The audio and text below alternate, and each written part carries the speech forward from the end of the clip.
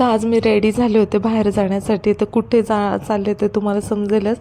तर हर्षलने पण ब्लॅक कलरचा टी शर्ट घातला होता आणि मी पण ब्लॅक कलरचेच कपडे घातले होते आणि तन्मय आणि मम्मी मागे बसले होते. तर मला खूप दिवसांची माझी इच्छा होती ते जायची, तिथे मी चालले होते. तर तुम्हाला नंतर कळेलच की मी कुठे चालले होते ते. आणि आद्वैतला आजकाल गाडीमध्ये फिरायला खूप आवडतं आणि बाहेर बघायला पण आवडायला लागले. आधी तो काय फोर व्हीलरमध्ये बसतच नव्हता, पण आता बसायला लागला आहे.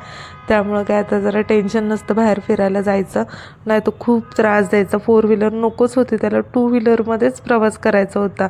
फायनली आम्ही म्हात्रे पुलावर आलो होतो.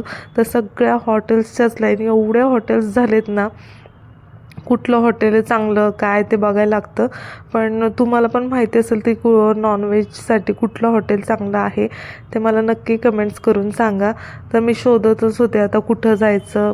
मला जे गोष्ट खायची होती ना, ते मी कुठल्या हॉटेलला मिळेल ते मी बघत होते. मागे एकदा मी जेवायला आले होते ना, तेव्हा मला एक हॉटेलचं नाव दिसलं होतं. मला तिथे जायचं होतं म्हणून तेच हॉटेल मी शोधत होते, पण मला काय भेटतच नव्हते.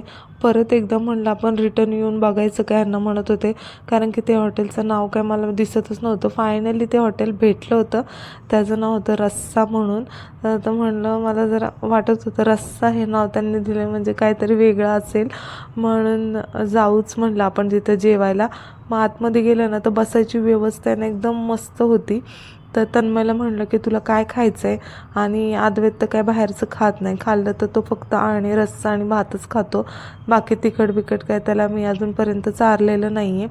आणि मेनू कार्ड बघितलं तर रेट येत होते व्यवस्थित, म्हणजे एवढे काय महाग नव्हते रेट, म्हणजे रेट काय भाज्यांचे जास्त नव्हतं. थाळी जेवण होतं, तरी पण आम्ही ना स्टार्टर मागवलं होतं. आणि स्टार्टरमध्ये ना 2 प्रकारचे म्हणजे एक बोंबील फ्राय मिळतात. तर मग मी ते रवा फ्रायवाला असतो ना बोंबील फ्राय, तो मागवला होता. आणि तन्मय म्हटलं नाही मला काही खायचं नाही फिश ते, तर मला हे लॉलीपॉपच मागवा. मग त्याच्यासाठी ते मागवलं होतं. तर फायनली आले होते आणि खूप छान टेस्ट होती. मला तर खूप आवडलं होतं. परत ते खावं पण, कारण की थाळी जेवण मागवलं होतं आणि मी काय मागवलं होतं थाळीमध्ये ते तुम्हाला पुढच्या व्हिडिओमध्ये येणार नक्की दिसेल. ते मला खूप आवडतं आणि खूप दिवसांची इच्छा होती मला ते थाळीमध्ये ते जेवण जेवायची.